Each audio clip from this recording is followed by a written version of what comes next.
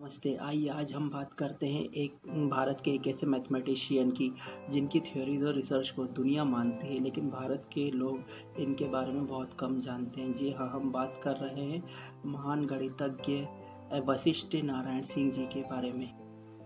बिहार का आरा शहर के बसंतपुर गांव में रहने वाले वशिष्ठ नारायण जी बचपन से ही होनहार थे। उनके बारे में जिसने भी जाना हैरत में पड़ गया। छठी क्लास में नेतरहाट के एक स्कूल में कदम रखा तो फिर कभी पलट कर देखा नहीं। एक गरीब घर का लड़का हर क्लास में कामयाबी की नई इबारत लिख रहा था। वशिष्ठ जी शुरू से बेबाक प्रवृत्ति के थे। जब ये पटना साइंस कॉलेज में पढ़ाई कर रहे थे तो उन्होंने अपने शिक्षकों को गलत पढ़ाने के कारण बीच में ही कई बार टोका। जब यह बात उनके प्रिंसिपल को पता चली तो इनकी अलग से परीक्षा ली गई, जिसमें वशिष्ठ जी से मैथ्स के ऐसे प्रश्न पूछे गए जो उन्हें कॉलेज में कभी पढ़ाए ही नहीं गए थे। वशिष्ठ नारायण जी की योग्यता देखिए कि उन्होंने न केवल सभी प्रश्न सॉल्व किए बल्कि सवाल के जितने भी संभव तरीके थे उनको भी एक्सप्लेन किया। कॉलेज की पढ़ाई के दौरान उनकी मुलाकात अमेरिका से पटनायक प्रोफेसर जॉन केली से हुई। जॉन केली उनकी प्रतिभा से अत्यधिक प्रभावित हुए, जिसके बाद 1963 में कैलिफोर्निया विश्वविद्यालय में शोध के लिए उनको ले गए और वर्ष 1969 में वशिष्ठ नारायण जी ने अपनी पीएचडी पूरी करने के साथ साथ वॉशिंगटन यूनिवर्सिटी में गणित के प्रोफेसर के रूप में भी काम किया। वशिष्ठ नारायण जी ने साइकिल वेक्टर स्पेस थ्योरी पर शोध किया। लोगों के मुताबिक शोध बहुत ही शानदार है। यकीनन वशिष्ठ नारायण के साथ था। कैलिफोर्निया यूनिवर्सिटी और फिर बार्कले में असिस्टेंट प्रोफेसर की नौकरी मिली। आपको बता दें, बार्कले यूनिवर्सिटी ने उन्हें जीनियसों का जीनियस कहा है। उन्हें नासा में भी काम करने का मौका मिला। यहाँ भी वशिष्ठ नारायण की काबिलियत ने लोगों को हैरान कर दिया। बात 1969 की है। ये वही साल था जब नासा का अपोलो मिशन लॉन्च हुआ था। यह वही मिशन था जिसमें पहली बार इंसान को चांद पर भेजा गया था। इस मिशन का एक मशहूर किस्सा है।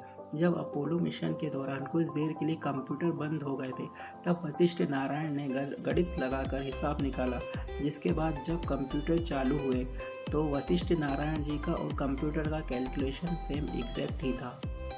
वर्ष 1973 में उनका विवाह वंदना रानी सिंह से हुआ। उनके अध्ययन को लेकर एक रोमांचक घटना ये भी है कि जिस दिन उनका विवाह था उस दिन भी पढ़ाई के कारण उनकी बारात लेट हो गई थी। घर वाले बताते हैं कि ये वही वक्त था जब वशिष्ठ जी के असामान्य व्यवहार के बारे में लोगों को पता चला। छोटी छोटी बातों पर बहुत गुस्सा हो जाना, पूरा घर सर पर उठा लेना, कमरा बंद कर कर दिन भर रात भर पढ़ते रहना, रात भर जागना उनके व्यवहार में शामिल था। वे कुछ दवाइयाँ भी खाते थे, लेकिन वे किस बीमारी की थी इस सवाल को टाल दिया करते थे। शादी होने के बाद वे अपनी पत्नी के साथ अमेरिका चले गए। अमेरिका जाने के बाद पत्नी को वशिष्ठ जी की हरकतें सही नहीं लगी। कुछ समय बाद उन्हें वशिष्ठ जी की मानसिक बीमारी के बारे में पता चला। इस असामान्य व्यवहार से वंदना भी जल्द परेशान हो गई और तलाक ले लिया। यह वशिष्ठ नारायण जी के लिए बड़ा झटका था। तकरीबन यही वक्त था जब वह ISI कोलकाता में अपने सहयोगियों के बर्ताव से भी परेशान थे। एक लेख से हमें जानकारी मिली है कि वशिष्ठ जी के भाई अयोध्या सिंह बताते हैं कि भैया वशिष्ठ जी ने बताया कि कई प्रोफेसर्स ने उनके शोध को अपने नाम से छपवा लिया और यह बात उनको बहुत परेशान करती थी। साल 1974 में वशिष्ठ जी को सीजोफ्रेनिया का पहला दौरा पड़ा था, जिसके बाद से इनका इलाज शुरू हो गया था। जब बात नहीं बनी तो 1976 में उन्हें रांची में भर्ती कराया गया। घर वालों के मुताबिक इलाज अगर ठीक से चलता तो उनके ठीक होने की संभावना थी, लेकिन परिवार गरीब था और सरकार की तरफ से मदद कम थी। घर वालों ने परेशान होकर उन्हें कांके मेंटल असाइलम भेज दिया। इसके 11 साल बाद 1987 में वशिष्ठ नारायण अपने गांव लौट आए। इस समय तक उनकी बीमारी काफ़ी बढ़ चुकी थी और उनको पुनः अगस्त 1989 को रांची से उनके भाई उन्हें बेंगलुरु इलाज के लिए ले जा रहे थे कि रास्ते में ही खंडवा स्टेशन पर वशिष्ठ जी उतर गए और भीड़ में कहीं खो गए। एक लंबी अवधि तक किसी भी सरकार ने इनकी सुध नहीं ली। करीब 5 साल तक गुमनाम रहने के बाद साल 1993 में वे बेहद दयनीय हालत में उनके गांव के लोगों को छपरा जिले के डोरीगंज सारण में मिले।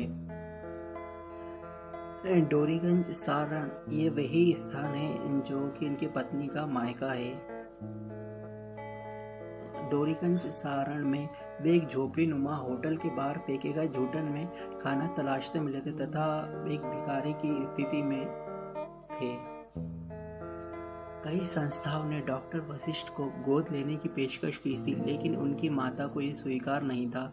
14 नवंबर 2019 को उन्हें तबीयत खराब होने के चलते पटना ले जाया गया, जहां डॉक्टरों ने उन्हें मृत घोषित कर दिया। इस तरह एक महान गणितज्ञ का बड़ा ही दर्दनाक अंत हो गया।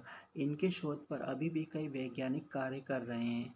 हमारा दुर्भाग्य देखिए कि वशिष्ठ नारायण जी की मौत के बाद एम्बुलेंस भी 2 घंटे तक नसीब नहीं हुई थी। उनका पार्थिव शरीर 2 घंटे तक अस्पताल के बाहर ही रहा। वशिष्ठ जी ने अपने शोधों से वैश्विक धरातल पर भारत की छवि को स्थापित किया। इन्हें भले ही भारत में ज़्यादा पहचान मिली नहीं हो, परंतु बाहरी देशों में इन्हें बहुत ही सम्मान के साथ देखा जाता है। अमेरिका में आज भी इनके शोध किए हुए विषयों को पढ़ाया जाता है, लेकिन भारत में बहुत ही कम लोग इनके बारे में जानते हैं। आइंस्टीन की सापेक्षता के सिद्धांत थ्योरी ऑफ रिलेटिविटी को चुनौती देने वाले महान गणितज्ञ वशिष्ठ नारायण सिंह जी की कहानी दुनिया के महान गणितज्ञ जॉन नैश से मिलती जुलती है। काफ़ी हद तक दोनों का सफ़र एक जैसा लगता है, लेकिन जहां नैश के काम को दुनिया ने जाना और नोबेल पुरस्कार से सम्मानित किया, वहीं बिहार के वशिष्ठ नारायण सिंह के हिस्से में गुमनामी रही। वशिष्ठ और जॉन नैश का शुरुआती जीवन, गणित को लेकर दीवानगी और वैवाहिक स्थिति लगभग एक जैसी ही है। एक समय दोनों गणित में इतने डूब गए कि दोनों की मानसिक स्थिति खराब हो गई। नैश पर पागलपन इतना हावी हो गया कि उन्हें गलत सही का अंदाज़ा लगाना भी मुश्किल था।